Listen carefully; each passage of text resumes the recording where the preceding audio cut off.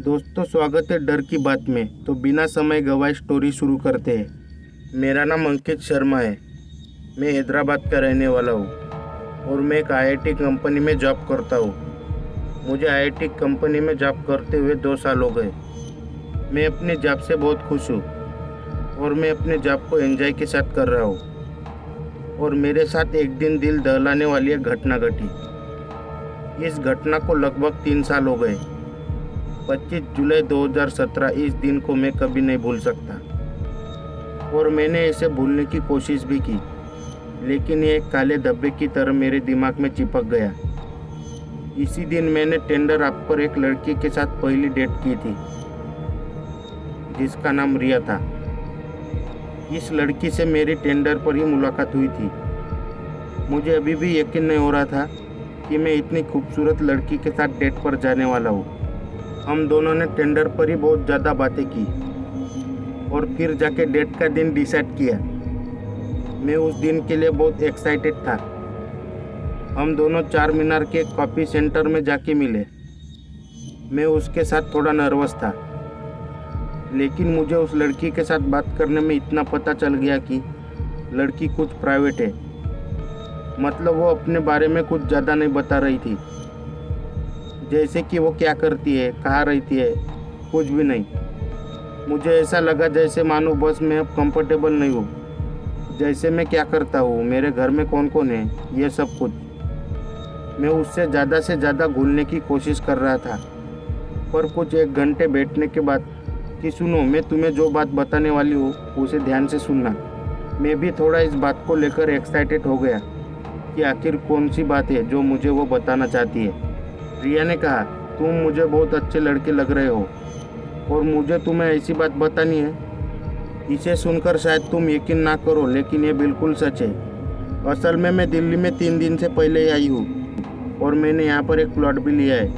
और जब से मैं उस प्लॉट में रह रही हूँ, तब से मैं 3 दिन तक सोई नहीं। मुझे उस फ्लैट में रहने में बहुत अजीब सा लगता है। ऐसे लगता है जैसे मेरे फ्लैट में और भी कोई रहता हो, पर वो दिखता नहीं है। मुझे बहुत ज़्यादा डर लगता है अपने फ्लैट के अंदर। मैं ये सारी बातें ध्यान से सुन रहा था। रिया ने कहा, मैं चलती हूँ, आज तुम मेरे साथ मेरे घर चलो।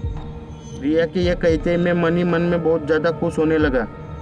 मुझे लगा कि शायद उसका तरीका है मुझे अपने साथ अपने घर ले जाने का। मैंने कहा, ठीक है, बिल्कुल जाएंगे। रिया ने कहा, देखो, तुम मेरे साथ मेरे घर तो चल रहे हो, लेकिन वहाँ पर ऐसी कुछ भी चीज़ें नहीं करेंगे जैसे तुम मन में सोच रहे हो। और पता नहीं क्यों मेरे मन में कुछ प्रश्न उठ रहे थे। उसकी आंखों में मुझे डर दिख रहा था।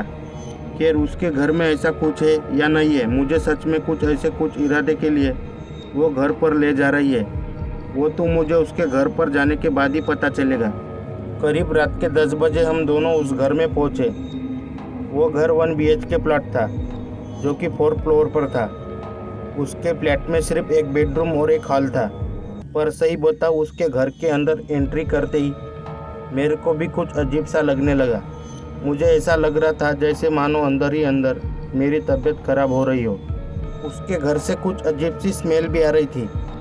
फिर हम दोनों उसके बेडरूम में पहुंचे और हमने रात भर बहुत सारी बातें की। उसके बातों से लग रहा था कि आज रात हम दोनों के बीच कुछ ऐसा भी होने वाला है। और मैंने भी वो बहुत करने का ट्राई तो किया और कोशिश भी की, पर उसने मना कर दिया। थोड़ी देर बाद बात करते करते वो सो गई और मैं जग रहा था। उसके सोने के बाद मैं बैठ के मोबाइल चला रहा था। बेडरूम का दरवाज़ा खुला हुआ था और बेडरूम के दरवाजे से साफ साफ हॉल भी दिख रहा था। हॉल में सिर्फ एक सोफ़ा और टेबल रखे हुए थे, शायद इसलिए क्योंकि वो अकेली रहती थी। तभी मैंने हॉल के अंदर आदमी की बड़ी परछाई देखी। मैंने सोचा कि मैं रिया को जगाऊंगा और उस बारे में बताऊंगा, लेकिन मैंने सोचा छोड़ो, वो ज़्यादा ही डर जाएगी। इसलिए मैंने खुद हॉल में जाकर चेक करने की कोशिश की। मैं वहाँ पर गया। वो हॉल की लाइट चालू थी, पर मुझे वहाँ पर ऐसा कुछ भी नहीं दिखा। यहाँ तक कि मैंने वॉशरूम भी खोलकर देखा तो वहाँ पर भी कुछ नहीं था। मैंने सोचा शायद मेरे मन का भ्रम है और मैंने ज़्यादा ध्यान भी नहीं दिया। तभी अचानक मुझे लगा कि जैसे सोफे पर कोई बैठा हो। अचानक से पीछे मुड़ा, लेकिन वहाँ पर कोई भी नहीं था। अब मुझे सच में घर में किसी की मौजूदगी का महसूस होने लगा था और मुझे थोड़ा थोड़ा डर लगने लगा था। मैंने थोड़ी देर बाद ही फिर से एक परछाई देखी। अब तो मेरे हाथ पैर कांपने लगे थे। मेरे दिल की धड़कन ज़ोर ज़ोर से धड़कने लग रही थी।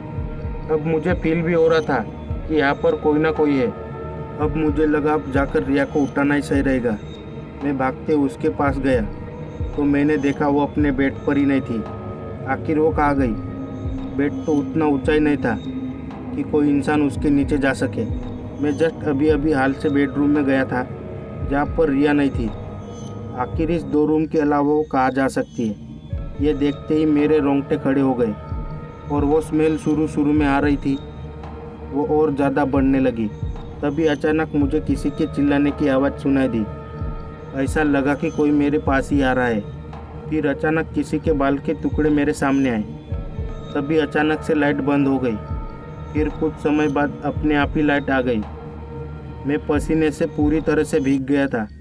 मेरे मुंह से कुछ भी आवाज़ नहीं निकल पा रही थी।